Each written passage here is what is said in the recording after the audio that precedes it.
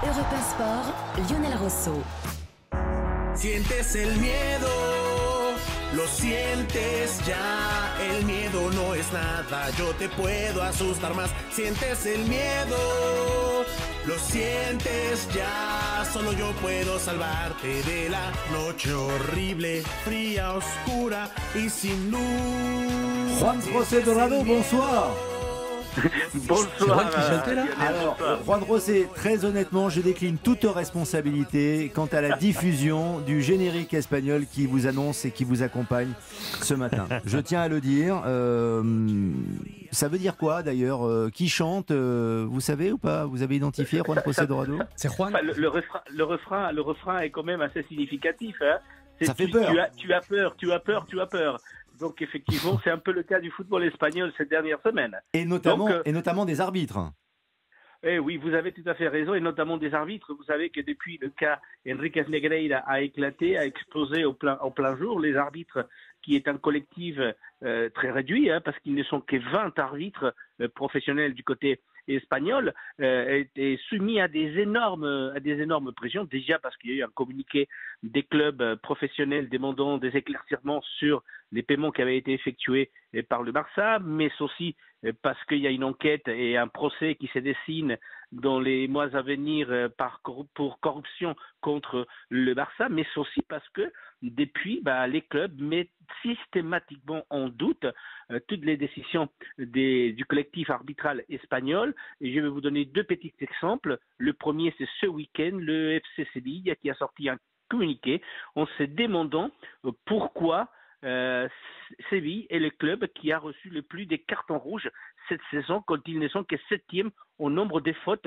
commises dans ce championnat. Rien que le fait de se poser cette question jette le preuve sur les collectifs arbitrales. Et à côté de ça, vous avez des grands clubs, et notamment le Real Madrid, qui utilise le Real Madrid Télévision, sa chaîne de télé, pour mettre systématiquement en doute l'arbitrage. Quand un arbitre est désigné pour le Real Madrid, Real Madrid Télévision vous sort toutes les images, les décortique seconde par seconde, des décisions qui ont été prises contraires au Real Madrid. C'est une façon aussi de s'attaquer au collectif arbitral qui souffre beaucoup depuis que le cas Negreira a explosé donc au plein jour.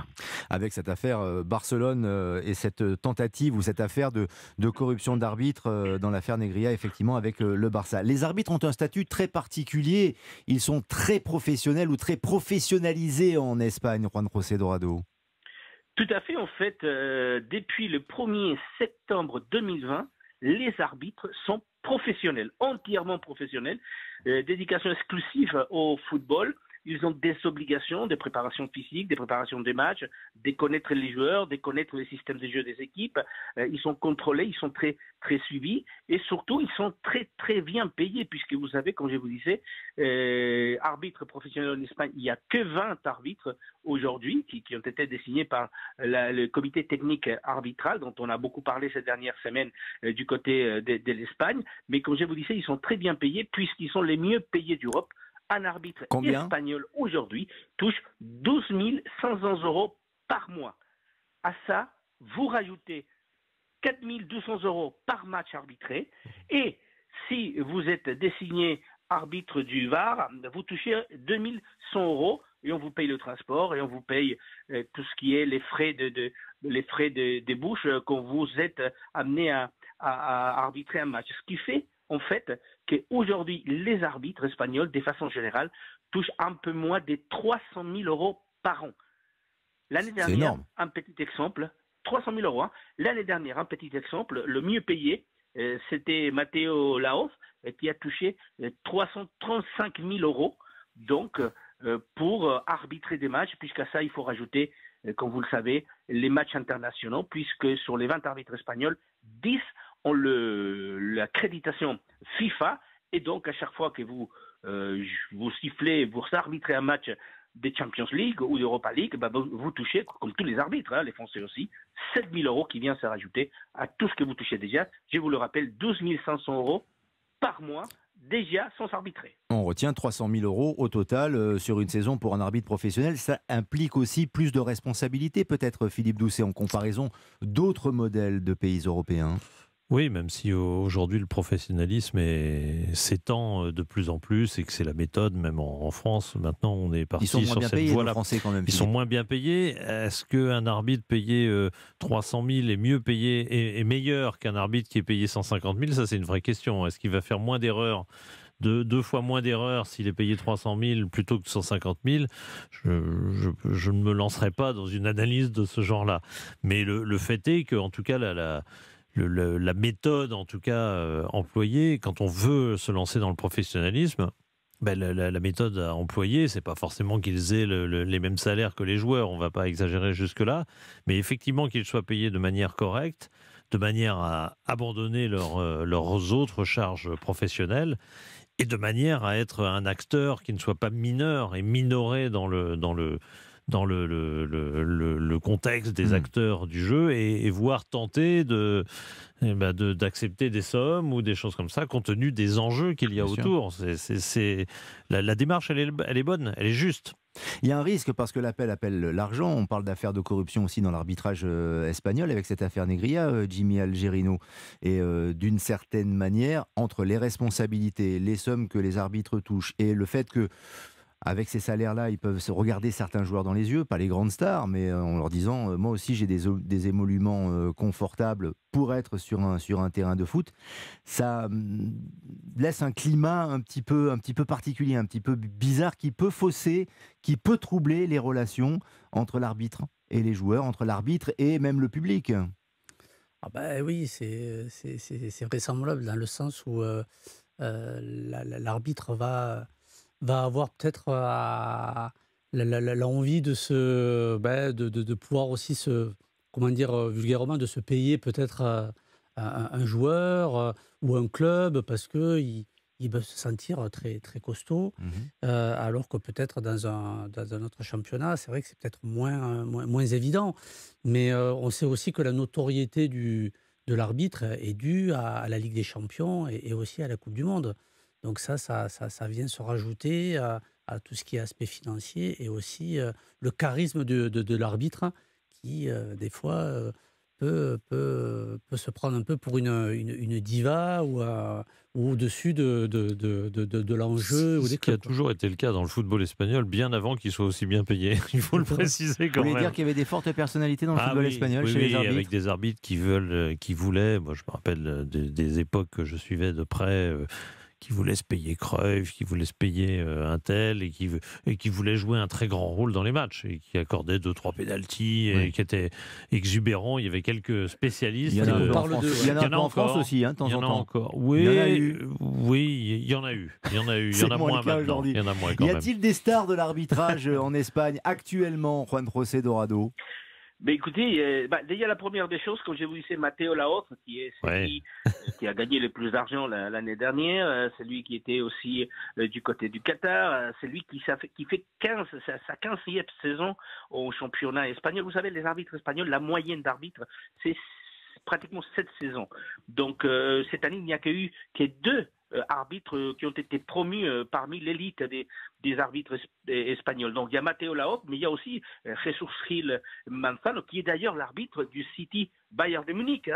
Donc c'est un arbitre espagnol qui a été désigné. Donc effectivement, le fait d'arbitrer des Champions League, d'arbitrer une Coupe du Monde, une Euro, ça donne effectivement plus d'importance, plus de monuments, puisqu'à chaque fois, c'est 7 000 € qui tombent.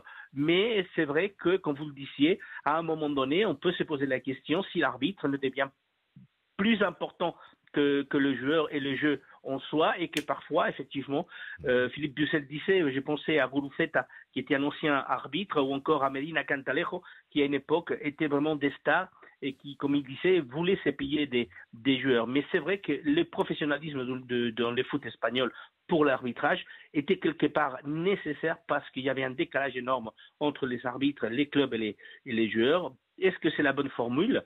On verra dans quelques années, puisqu'ils ne sont professionnels que depuis le 1er septembre 2020. Jimmy Algerino. Après, il y a aussi une grosse différence par rapport à la France ou à l'Italie ou à l'Espagne, c'est que très souvent, ils sont pour un club.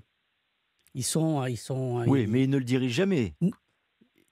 Un arbitre supporter du Real Madrid ne va jamais arbitrer le Real. Non, mais bon, j'espère en tout cas. Oui, mais en général, dans ces pays-là, Ouais. ils ont quand même en France, Des il préférences. y avait une histoire de ville, hein, de région. Oui. Et sauf que là, ça peut être de Cadix ou un truc comme si ça. t'es de la Ligue de Lorraine, tu arbitreras jamais Metz, quoi. Oui, mais sauf qu'en Espagne, ils sont vraiment imprégnés de clubs, quoi. C'est soit de Real ou soit Barcelone. En Italie, c'est soit la Juve ou soit le Milan AC. Enfin, ils sont quand même très, très passionnés aussi Ça, c'est par clair. les... Non, Mais on ne peut pas considérer à l'international, Philippe Doucet, que les arbitres espagnols sont meilleurs que les autres, sont meilleurs que les Français, sont meilleurs que les Anglais. Ils ont meilleure réputation? Non, Non. je ne dirais pas ça. Enfin, sur les dernières années, en tout cas, Matteo Laos a été mis très en avant dans nos propos tout à l'heure. Franchement, pour moi, c'est absolument pas le meilleur arbitre d'Europe. Il est un arbitre considéré avec à son caractère qui parfois le rend un petit peu spectaculaire et agaçant, mais je ne le considère pas comme le meilleur par ailleurs, en dehors de son caractère. Bien sûr. Avant de Ceci partir mis à part. en Angleterre, on fait juste une petite digression avec vous, Juan José Dorado, mais il y a une affaire, moi, qui me plaît beaucoup, et ça plaît beaucoup aussi à Jimmy Algerino. Vous savez, on parle beaucoup des comportements des joueurs, des entraîneurs, du public, des supporters. C'est l'affaire Valverde, le joueur du Real Madrid, qui est allé régler le compte d'un joueur de Villarreal qui avait insulté sa femme, qui avait eu une grossesse compliquée au mois de janvier. Mais c'est ce week-end qu'il a décidé d'aller lui donner un direct du droit au menton. Comment on traite cette affaire et cette information en Espagne? Alors, beaucoup de précautions. Déjà, parce qu'effectivement, il y a eu cette altercation entre les deux joueurs, celui de Villarreal et Valverde, lors du match. Valverde était rentré sur le terrain depuis quelques minutes. Et on n'a pas compris ce qui s'était passé. Et effectivement, après les matchs, Valverde est allé dans le parking retrouver le joueur de Villarreal. Et c'est là où il a foutu une tarte. C'est l'expression. Hein. Le seul problème, c'est qu'il n'y a que les images des caméras du parking qui vont pouvoir expliquer entre guillemets ce qui s'est passé. On connaît la version qui a été donnée par le Valverde. Qui gère le problème. Voilà, mais le problème, Il n'y a pas eu de ralenti là. Mais le Real dit qu'il est avec son joueur, mais il maintient la distance. Villarreal, pareil. Ce qui est certain, c'est que le joueur de Villarreal, dès qu'il est arrivé chez lui à Villarreal, il est allé au commissariat et il a porté plainte contre Valverde. Donc, ça ne sera pas la justice sportive, puisque ce n'est pas du tout indiqué dans l'acte du match. Ça sera plutôt la justice civile qui va devoir décider qui a raison ou pas. Mais effectivement, on n'a pas du tout compris ce qui s'est passé sur le terrain et encore moins ce qui s'est passé sur le parking du Real Madrid. Quelle histoire incroyable. J'adore le foot en ce moment. C'est pas toujours très très beau, très esthétique, surtout c'est pas très juste. Surtout c'est pas toujours très foot. Et c'est pas exemplaire surtout. Il y a quand même un nombre d'actualités. On a parlé tout à l'heure en Italie ou autre d'actualités autour du foot et qui ne devrait pas concerner le milieu du foot qui sort largement du terrain. Et c'est de plus en plus. Vous avez mal à votre football, Jimmy? Non, au contraire, je vais revenir sur l'aspect footballistique. C'est vrai que pour préparer le match de mercredi, c'est pas, déjà par rapport à la défaite et en plus avec cette histoire-là, c'est pas la meilleure situation, le meilleur moment pour préparer un grand match. Effectivement. Merci Juan José Dorado. À très vite sur l'antenne d'Europe 1 pour les informations en Espagne. Il est 22h47. Nous prenons la direction de l'Angleterre.